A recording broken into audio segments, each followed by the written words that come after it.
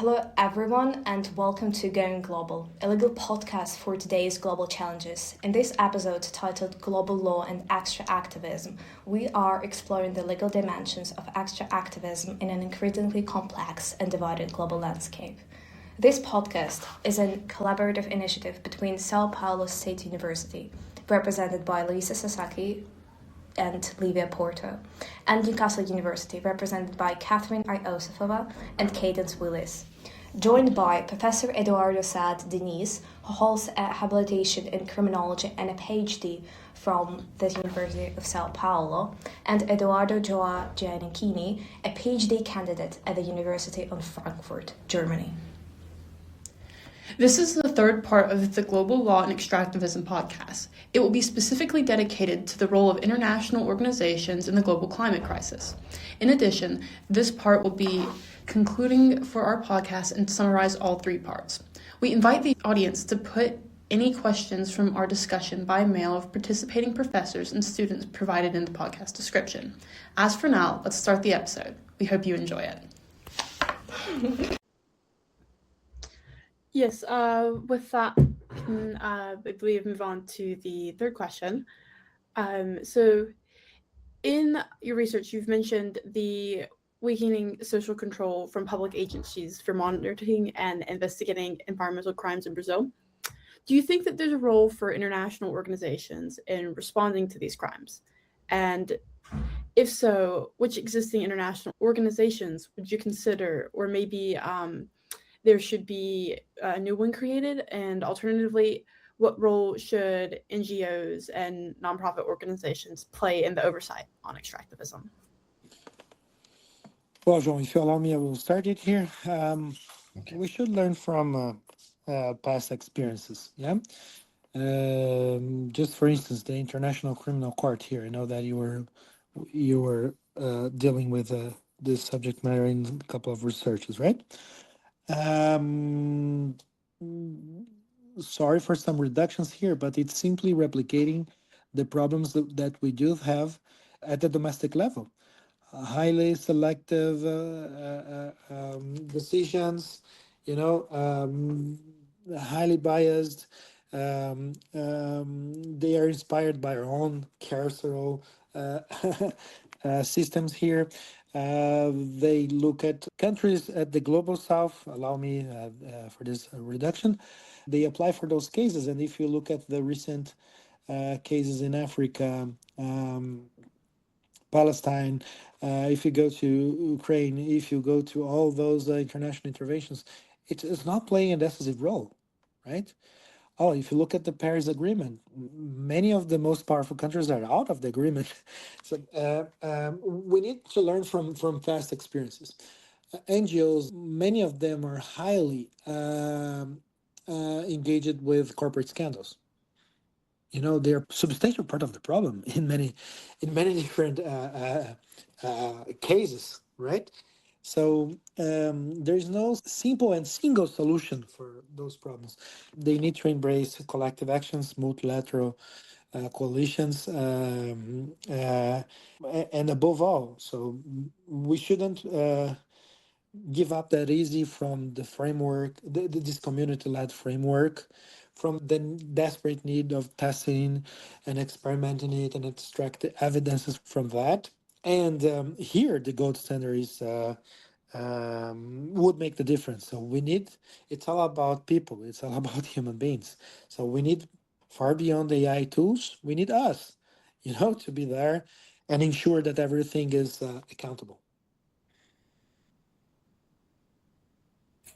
Yeah, if I may jump in and add some critical points to the discussion as well. Eduardo laid down already the main parts and the critical points, the main important points of that, and I think like him, that I think we have to learn from previous experiences and also from the limitations and maybe for the complexity that these organizations can have regarding the harmful practices.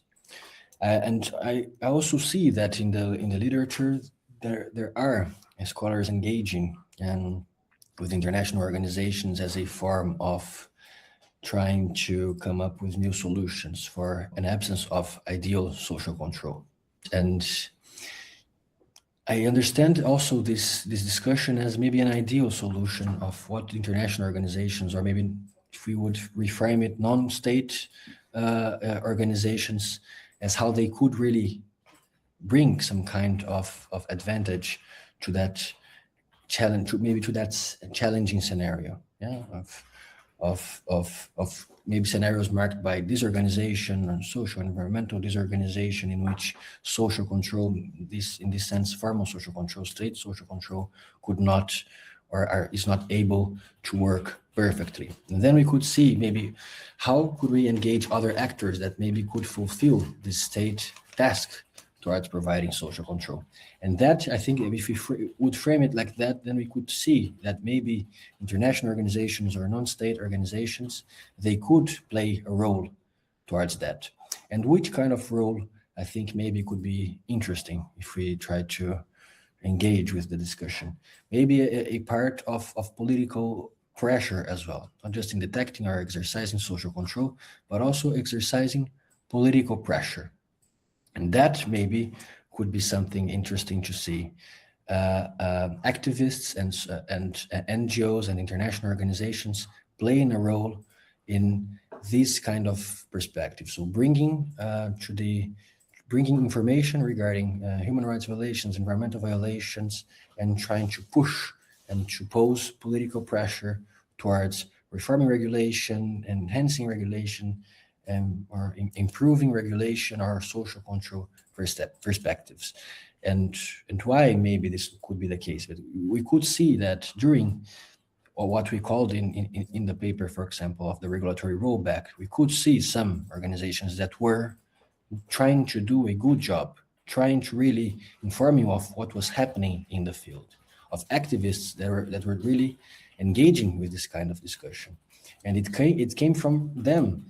The cases that we had in Brazil, unfortunately, of the killing, of the homicides of activists, for example, in the Amazon rainforest, that were trying to track down what was really happening in the territory, and some of these harmful practices that have and had been caused by the environmental deregulation practices that we saw in Brazil. So I think, yes, they play a role, but we do not have, but we should also see that critically, not just push to them that they should do their part of the job, but see them maybe as a form of maybe trying to come up with new solutions to help bridging the gap between inefficient social control and bringing knowledge about what is happening to the place. But I still think that we should not really rely on this kind of practices, then otherwise we would be in a very fragile situation to overcome and really to propose new forms of effective social control towards these practices. That would be maybe my take.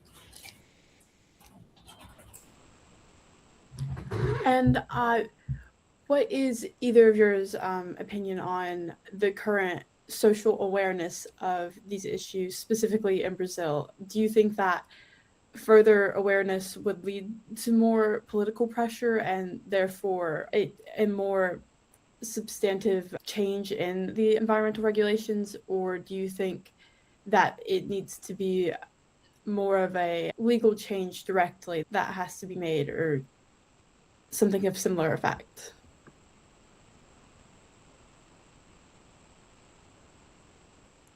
Great. Social awareness, that's a very big concept as well, big words as well. Well, if we think about social awareness, I think that we also have a problem there of which kind of awareness do we really have regarding this kind of solutions. If we would maybe frame it as what would be the awareness that we have in Brazil regarding environmental problems, regarding environmental issues, regarding the Amazon rainforest. And I think that if we would frame it like that, the awareness would also be fragmented somehow. Different social groups have different opinions, for example, on how should we deal with the Amazon rainforest, or how should we deal with economic development in the Amazon rainforest, of how should we deal with the units of conservation that we have in the Amazon, which kind of things should be produced in the territory, how to manage this challenging environment, if you will. So I think that to frame it as social awareness, as being a monolithic block, so to say, as only one thing, would not be really right. What I would say is that the opinion regarding that is much more fragmented between different social groups, between different political leaders as well, and also within the territory itself. I think it would be very fragmented. People would maybe have very different opinions on how to engage with the context there. I don't know if you agree with me, Eduardo, but I would maybe see it like that. I Couldn't agree more with you. I see here 3 different categories, Cadence, to answer you. Firstly, I don't want to be disrespectful, but I will use the word bubble. In a bubble of deep ecological thoughts, where we are speaking to ourselves, yeah, it's 1% of the people. And then the majority is literally, they're morally indifferent to the environmental agenda, not to mention the climate agenda. So, that goes far beyond the denialism. Yeah, it's even worse. The third way of seeing this kind of alienation, I never finished that paper, but I have here a couple of thoughts on ideas on the deforestation in the name of God. Yeah, and I will explain what do I mean.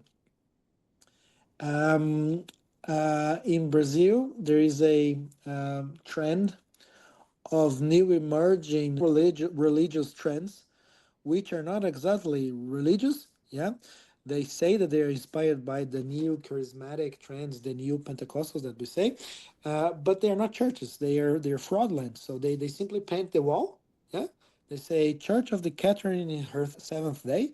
Yeah, they don't pay taxes. They are immune from enforcement. Yeah, and who enters there? So a couple of criminal networks. Yeah, and they are highly present. Yeah, where the state is actually absent. Yeah, especially in the Amazon.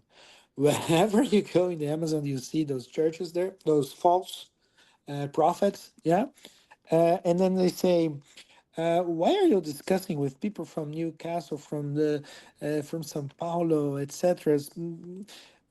They're the devil.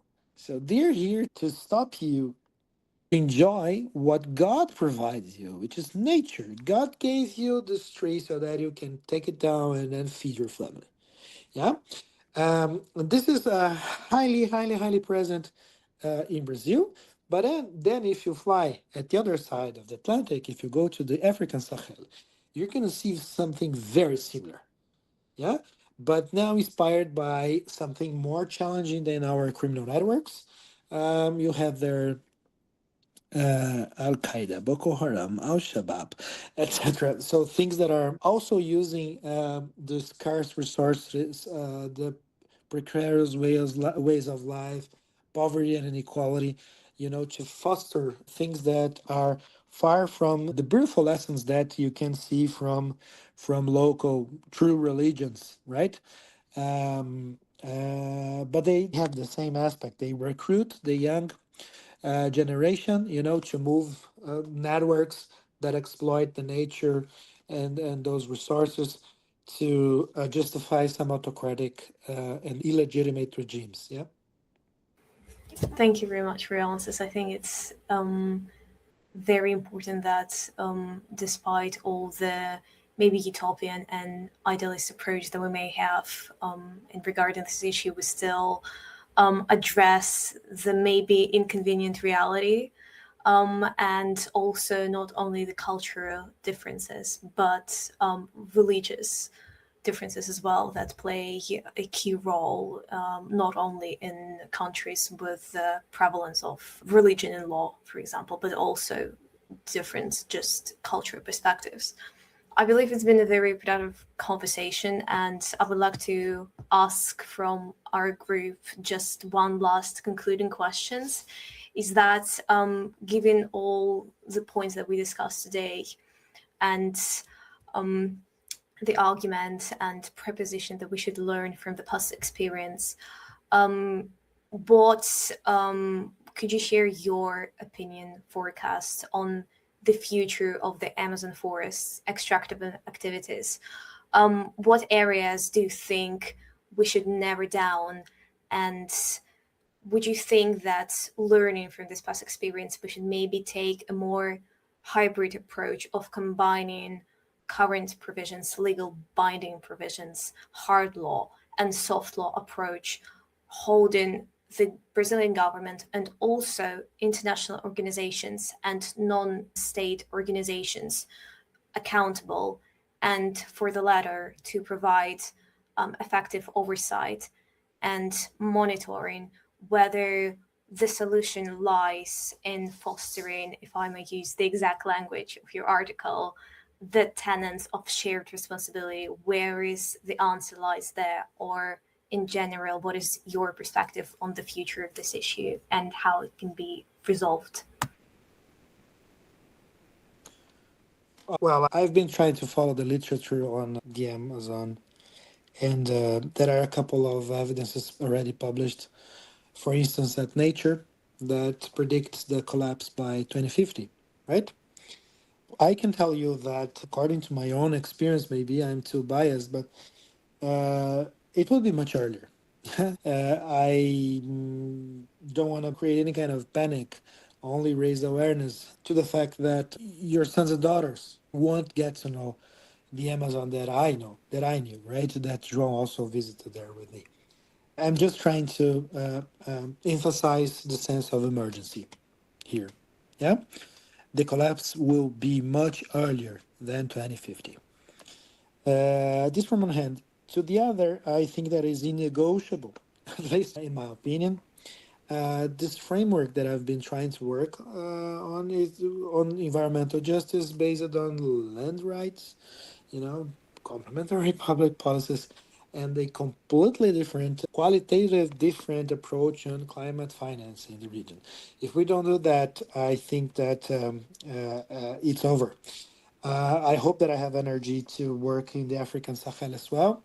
I've been working with some climate networks here and there, but I see this universal grammar also being applied there as well, with some nuances, with some singularities, but that's the same thing. Yeah, that's the same thing. If I can give a message of hope, or not a message of hope, I don't want to be so prophetic, but if I can just inspire you to do something, is to be more humble, yeah, and start looking at the local knowledge with a different way, not romanticizing it, but trying to learn it from them, yeah, because very surprisingly, when you compare the recent advances from the planetary sciences, from the earth sciences, from everything that is the most sophisticated state of the art, yeah, they are saying the same thing that local communities are saying thousands of years ago, yeah, which is the interconnectedness of in this planet. Yeah, I saw that with my own eyes in the Amazon. I saw that with my own eyes with different African communities. They are highly connected with the environment, and the planetary sciences are doing so sophisticated research to say something that is so obvious. Yeah, so. Having said that, I just want to thanks for this opportunity, also for your complicity with my own resentment, with my personal approach here on that, and for the opportunity to share with you some of the research that we've been doing. So thanks to Newcastle University, thanks to Unesp, thanks Katherine, Cadence, Livia, Luísa, and especially João. Truly a pleasure to keep working with you. Well, thanks a lot. Eduardo laid down already, I think, the best solutions, if we could frame it also as that, to engage with the discussions regarding the future of the Amazon, so to say. And I tend also to share his opinion, mainly the opinion regarding the humility of how to engage with discussions regarding the Amazon.